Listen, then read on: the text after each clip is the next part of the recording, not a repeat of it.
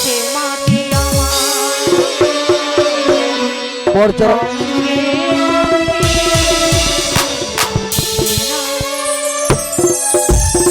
বর্ষারা শালম ভাই আপনি দ্রুত মঞ্চে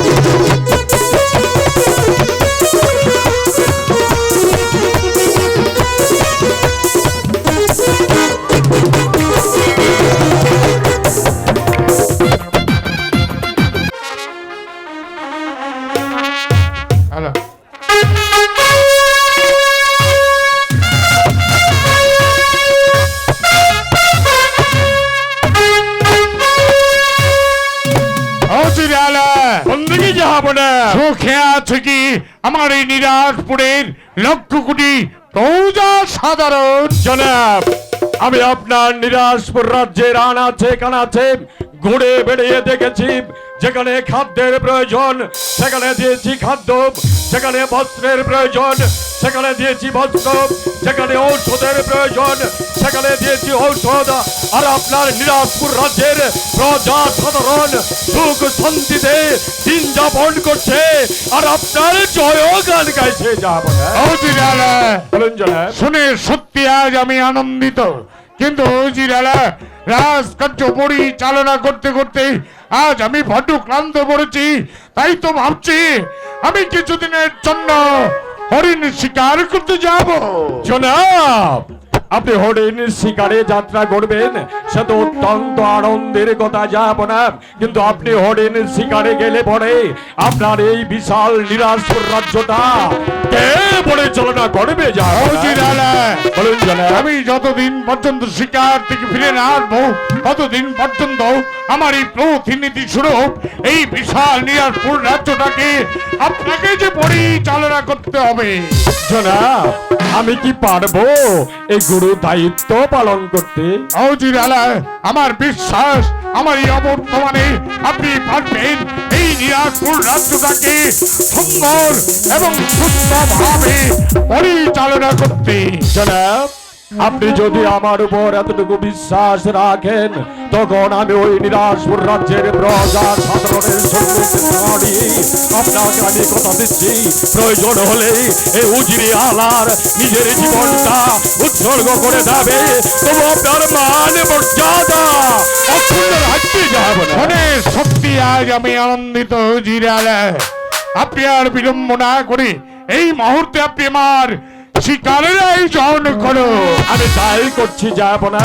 কিন্তু তার পূর্বে একটিবার বলুন, আপনি কিসের যুগে শিকারে যাত্রা করবেন? আপনি কি অশ্বারোহণে যাবেন নাকি বজ্রা যুগে যাবেন? আমি মনস্থ করেছি আমি অশ্বারোহণের হরিণ শিকার করতে যাব। আপনি আর বিলম্ব না করে এই মুহূর্তে আপনি শিকারের আয়োজন করুন। চলুন, আজকের মতো দরবার আমি এখানেই সমাপ্তি ঘোষণা করব।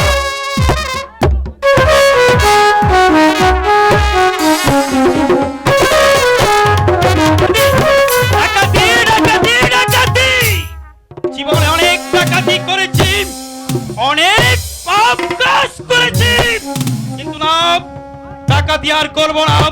ডাকাতি ছেড়ে দিয়ে ভালো মানুষ হয়ে বাঁচতে চাই।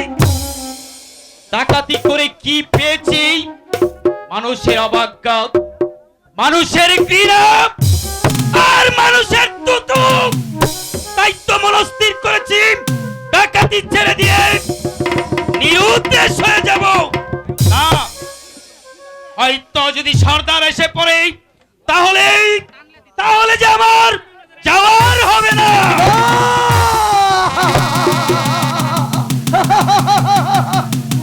কোথায় চলে যাচ্ছে? চলে যাচ্ছি অনেক দূরে। কোথায়? যেখানে নেই কোনো ডাকাতি, নেই কোনো মানুষের ঘৃণা, আমি সেখানে চলে যাচ্ছি। তাহলে তুই ডাকাতি করবে না? না। জানিস তো তুই চলে গেলে দুঃসরদার জানতে পারে তোকে এবং আমাকে গুলি করে হত্যা করবে, তুই কি তা জানিস?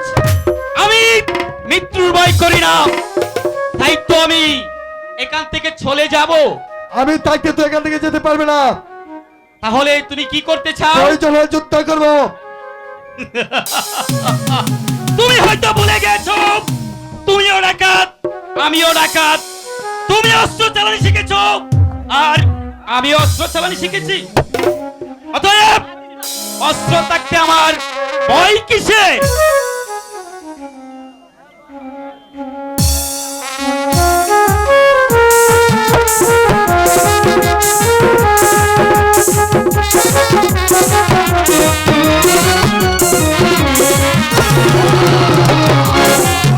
ওস্তাদ, খামোশ বেয়াদবের দল, ভাই ভাই যুদ্ধ করছিস কেন? তাহলে শোনেন ওস্তাদ, আমি এসে দেখি ও দেশে চলে যাবে, তাই তো আমি তাকে বারণ করছি।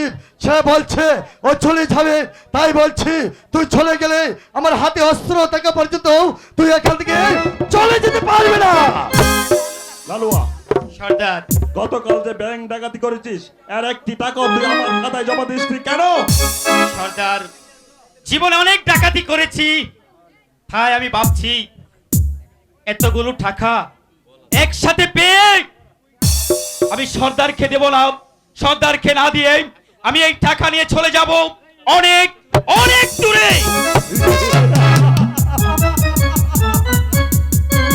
ভুল সিদ্ধান্ত নিয়েছিস তুই। আবার আস্তানা থেকে তুই যদি চলে যেতে চাস তাহলে তুই না, যেতে হবে তোর লাশ। যদি লাশ হয়ে যায় তাও আমার কোনো কষ্ট নেই, তবু ডাকাতি আমি আর করব না।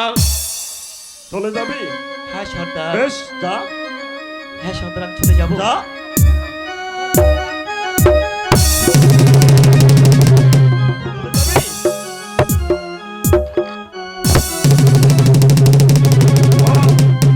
গতকাল যে ডাকাতি করেছিস এই টাকা আমাকে দিবে কি না? না সর্দার, এর একটি টাকাও আমি দেব না। তাহলে তুই কি করতে চাস? ওই টাকা নিয়ে আমি ভালো হয়ে যেতে চাই। ভালো? ভালো তো এই দুনিয়াতে সবাই। আমি তোকে ভালো হতে দিতে চাই না। তুই আমার আস্তানায় থাকবি এবং আমার সাথে কাঁধে মিলিয়ে ডাকাতি করবি। বলছি তো সর্দার, আমি আর ডাকাতি করব না। ওরে বেঈমানের বাচ্চা, একদিন রাস্তায় ঘুরতে এক মুঠো ভাতের জন্য, একটি রুটির জন্য সেদিন তোকে কেউ দেয় না একটি রুটি, সেদিন তোকে আমি রাস্তা থেকে ঘুরিয়ে এনে এই আস্তানার সামনে করেছি এতটুকু বড়, করেছি লালনের পালন। আজ তুই আমাকে ছেড়ে চলে যাবি? সর্দার, আপনি রাস্তা থেকে ঘুরেছিলাম অনাহারি, আপনি তুলে নেই আমার বুকে তুলে দিয়েছেন অন্ন, আমি অস্বীকার করি না সর্দার। আমি বলছি সর্দার, এই অস্ত্রের বদলে আপনি কি পারতেন না আমার হাতে কলম ধরিয়ে দিতে? অবশ্যই পারতাম। আপনি কি পারতেন না আমাকে সুশিক্ষায় শিক্ষিত করে মানুষের মতো মানুষ করে? 100 পারতাম, কিন্তু কি হবে সেই লেখাপড়া দিয়ে? আমিও তো গ্রাজুয়েট পাস করেছি, কিন্তু কই এই সমাজ তো দিল না আমাকে একটা চাকরি। কুশের জন্য আমার চাকরি হলো না, তাই আমি সিদ্ধান্ত নিয়েছি ডাকাতি করে গরিবদের কাছ থেকে সবকিছু তুলে দিব অনাহারের মুখে। সর্দার, যত কিছু বলে সর্দার, আমি আর ডাকাতি করবো না সর্দার। তোকে কি করে ডাকাতি করাতে হয় সে কৌশল আমার ভালো করে জানা আছে। দাঁড়া, ওস্তাদ, চালাও চাবুক, যতক্ষণ পর্যন্ত সে ডাকাতি করতে রাজি না হবে ততক্ষণ পর্যন্ত তাকে তুই চাবুক মারবি।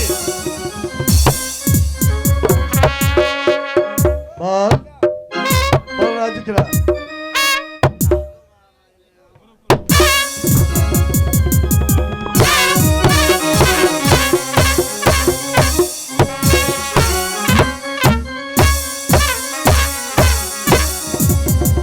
বল ওস্তাদ। কি না? বলছি তো হালুয়া, ওস্তাদ, দাও চাবুক।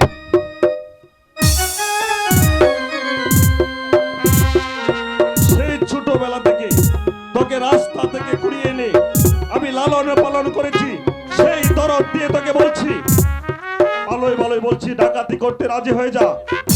খুদা তাআলার কসম, আমি তোকে একটি তো করব না।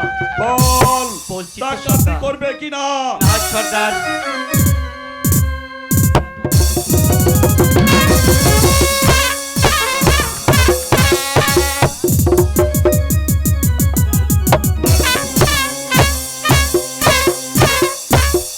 বল, ডাকাতি করবে কিনা? বলছি তো সর্দার, এ জীবন চলে গেল, আমি আর ডাকাতি করব না। ওকে আমি এই জীবন থেকে মুক্তি দিয়ে দেব। ওস্তাদ, অন্য কৌশল করতে হবে, নইলে অস্বীকার করতে করবে না। আমার হাতে যে পিস্তলটি আছে এর মধ্যে 3টি গুলি আছে। যদি তুই 1 থেকে 3 গণার পর্যন্ত ডাকাতি করতে রাজি না হস, তাহলে 3টি গুলি তোকে আমি ঢুকিয়ে দেব। 1, সর্দার, 2, সর্দার, 3। সর্দার, সর্দার, আমি ডাকাতি করব সর্দার, আমি ডাকাতি করব সর্দার। এই বুড়োয়া যখন টাকা দিতে রাজি হয়েছে, তাই একটু আনন্দ ফুর্তি করা যায় না? বেশ, ডাক বাইজিগণদের।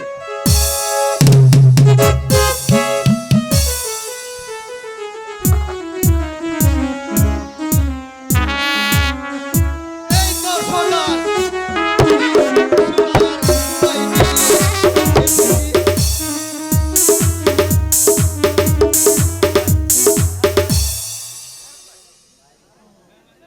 গণ গাও, নাচো, ফুর্তি করো, আনন্দ দাও।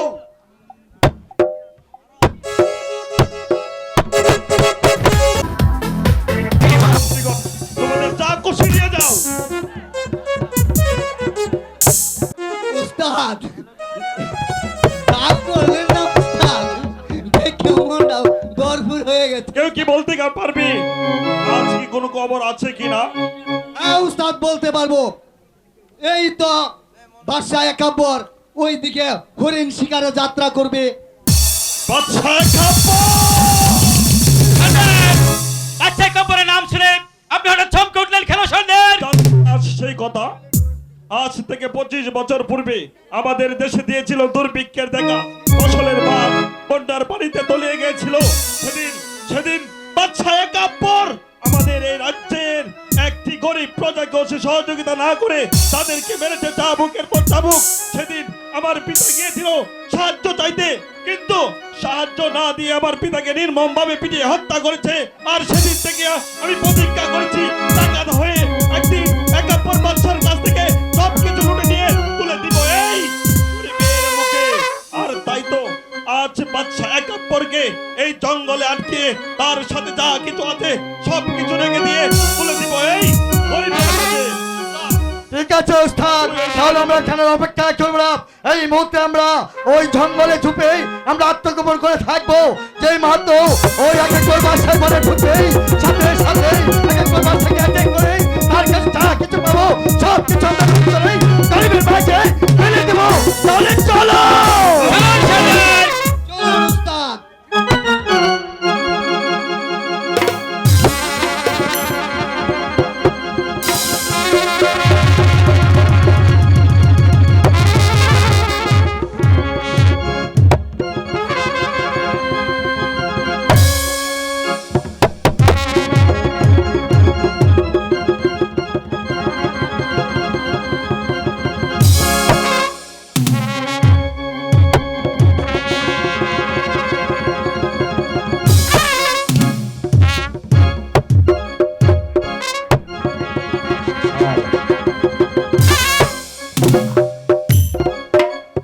খোদা, এত চেষ্টা করলুম তবে একটি শিকার আমি মিলাতে পারলুম না। তবে কি আমার ভাগ্যে শিকার নেই? কে তোমরা? কি চাও তোমরা আমার কাছে? যত যা কিছু আছে সবকিছু আমাদেরকে দিয়ে দেন। ওগো, কে কোথায় আছো? এই বড় মাঠে ডাকাতের হাত থেকে আমাকে রক্ষা করো।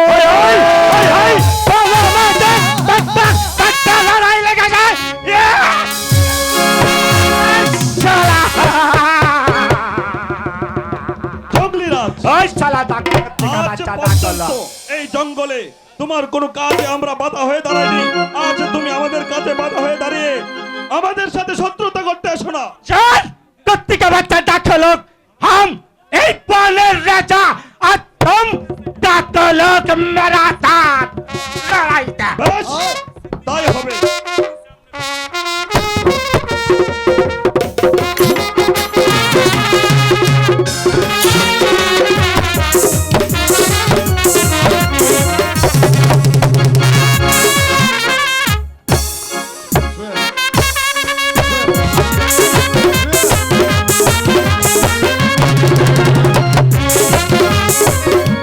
দমলে সর্দার, कुत्ते का बच्चा डाको लोग आज আমার मोटा साला मेरा साथ लड़ाई दे তোর সঙ্গে লড়াই কর।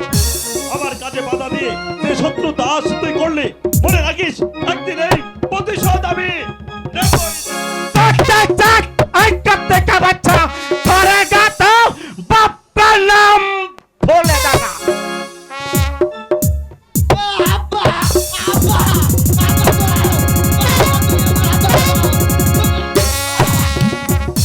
এ তুমি ভাই আজ এই বনমাঝে ডাকাতের হাত থেকে তুমি রক্ষা করলে শোন हम এই বনের রাজা আছে তো কোন আছিস দানব আছিস না মানব আছিস জঙ্গলিরাজ, তুমি আমার পরিচয় জানতে চাও তাই না? তাহলে শোনো জঙ্গলিরাজ, আমি হয়েছি নিরাজপুরের একাপর क्या বাচ্চা।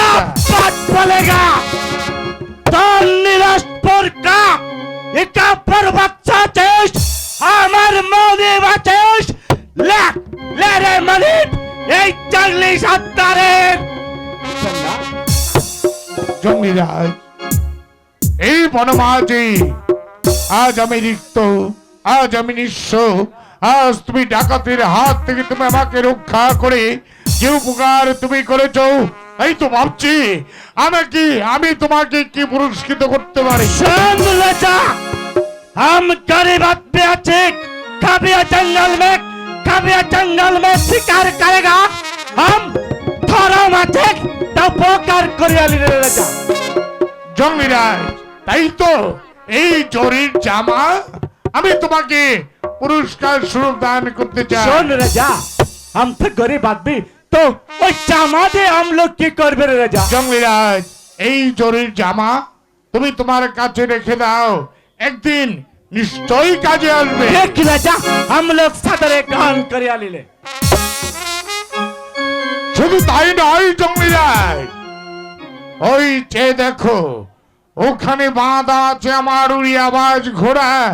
আজ থেকে এই উড়িয়াবাজ ঘোড়া আমি তোমাকে দান করলাম। सुन राजा हम गरीब आदमी यही बनर राजा खुरा दे हम लोग के करबे रे बच्चा জঙ্গলিরাজ, এই বনমাঝে চলতে নিশ্চয় তোমার কষ্ট হয়, তাই তো আজ এই উড়িয়াবাজ ঘোড়া আমি তোমাকে দান করলো। এই উড়িয়াবাজ ঘোড়াই ছুটে যেখানে অন্যায় দেখবে, অন্যায়ের হাত থেকে মানুষকে রক্ষা করবে, এই যে আমার মূল উদ্দেশ্য। मरहबा राजा मरहबा हम लोग और आवाज खुला सदरे ग्रहण करे ले तो हमारे साथ आइबे हम लोग काले तो पहुंचे देबे বেশ, তাই চলো জঙ্গলিরাজ।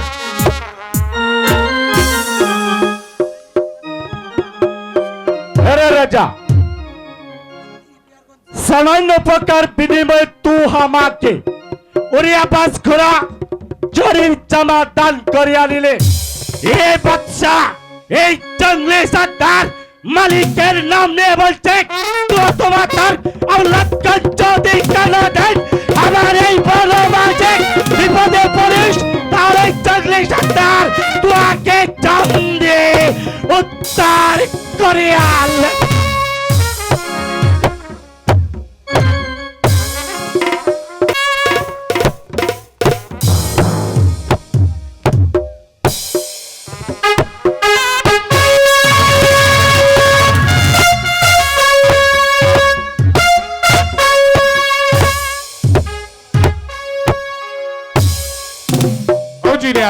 বন্ধুকে যাবো না, শিকার থেকে ফিরে এসে জানতে পেরেছি আপনি এই বিশাল নিরাজপুর রাজ্যটাকে আপনি সুন্দরভাবে পরিচালনা করেছেন। তার জন্য আজ আমি সত্যি আনন্দিত। জনাব, আমি আমার সাধ্য অনুযায়ী চেষ্টা করেছি মাত্র। কিন্তু জিরালা, বলেন জনাব। শিকার থেকে ফিরে এসে আমি আরো জানতে পেরেছি আমার এই বিশাল নিরাজপুর রাজ্য ছেড়ে আমার রাজ্যের প্রজা সাধারণ এক এক করে চলে যাচ্ছে। তার কারণ কি? না জনাব, তা আমি বলতে পারছি না। আর প্রজারা আপনার এই রাজ্য ছেড়ে চলে যাবেই না কেন বলুন? ও জিরালা, বলুন জনাব। মান অভিমান ভুলে গিয়ে শুধু একটি বার খুলে বলুন তার কারণ। বলতে যে আমি সাহস পাচ্ছি না, যাব না। আমি আপনাকে অবদান করলুম, খুলে বলুন। কি বলবো, যাব না। ওই আল্লাহ তাআলা রাব্বুল আলামিন আপনাকে এই পৃথিবীতে আট করে রেখেছেন। তাই তো এই নিরাজপুর রাজ্যের প্রজা সাধারণ বলছে, শুধু প্রজা সাধারণ কেন, আমি নিজেও তাই বলছি। আপনার মুখ দর্শনে আমাদের মুখে অন্ন জোটে না। তাই তো আমরা সংকল্প করেছি আপনার এই রাজ্য ছেড়ে আমরা অন্য রাজ্যে চলে যাব।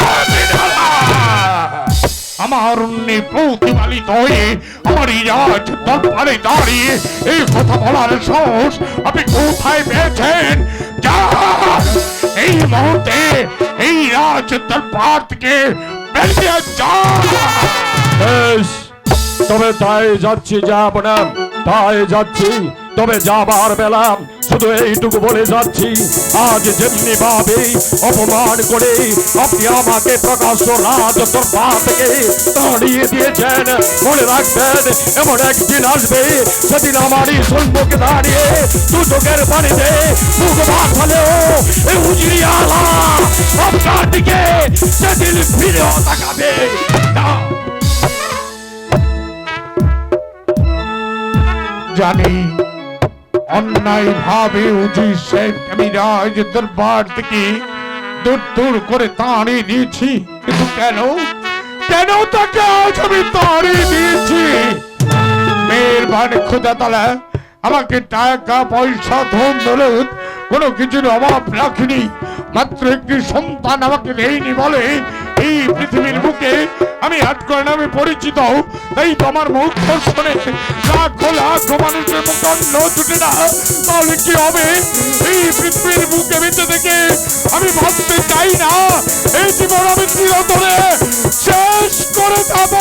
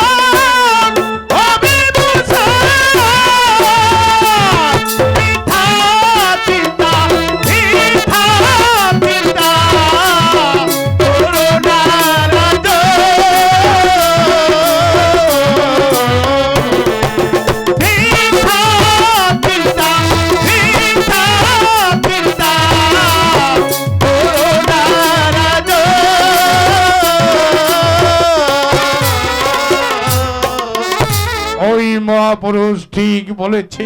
কেন কেন আজ আমি চিন্তা করব, মেহেরবান খোদা তাআলা যখন এই পৃথিবীর বুকে আমাকে আটকরা বানিয়ে রেখেছে, তাহলে কি হবে এই পৃথিবীর বুকে বেঁচে থেকে? আমি বাঁচতে চাই না। এই মুহূর্তে আমি ছুটে যাব, আমি আমার বেগমের কাছ থেকে বিদায় নিয়ে এই নিরাজপুর রাজ্য ছেড়ে আমি চিরতরে চলে যাব।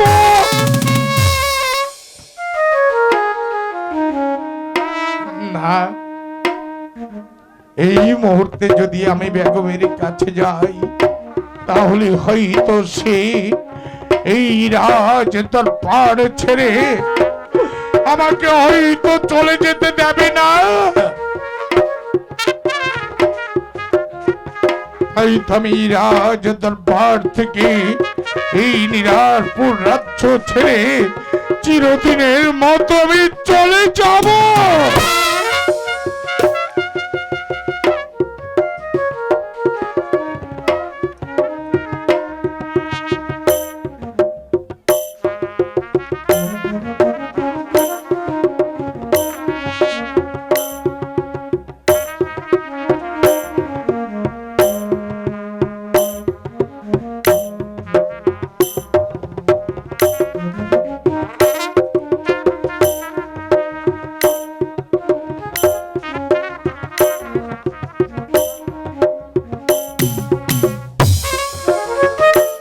দেখি হঠাৎ করে মসজিদ খানাকে ফুটলো কেন?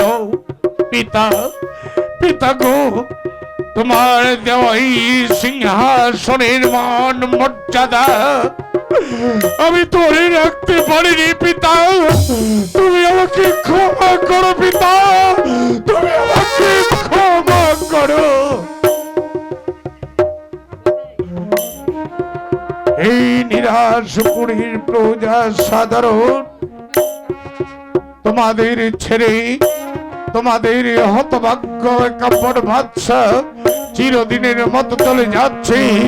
এই বিদায় লগ্নে তোমাদের কাপড় বাদশার শুধু তোমাদের কাছে একটাই অনুরোধ, যদি কেউ কোনোদিন আমার কোনো কটু ব্যবহারে কারো মনে আমি এতটুকু আঘাত দিয়ে থাকি, যদি কেউ কোনোদিন আমার মুখ দর্শনে অনাহারে থেকে থাকুন, তাহলে এই বিদায় লগ্নে তোমরা সবাই আমাকে ক্ষমা করে দিও, ক্ষমা করে দিও, তোমরা আমাকে ক্ষমা করে দিও, ক্ষমা করে দিও। অন্ধকারে ছেয়ে গেছে নির্মমাকাশ, চারিদিকে নীরব নিস্তব্ধ। একই মসনদে রাজ মুকুট পড়ে রয়েছে, তাহলে কি জাহাপানা মনের দুঃখে পুত্রের সঙ্গে এই প্রাসাদ থেকে চলে গেছে? হাই খোদা, একটা পুত্রের জন্য আমরা কত লালায়িত খোদা, কেন তুমি আমাদের একটা পুত্র সন্তান দাও না? না না, আর এখানে আমি দাঁড়িয়ে থাকবো না, যেভাবেই হোক, যে করেই হোক, জাহাপানাকে আমি খুঁজে আনবোই আনবো। যদি হবে আমার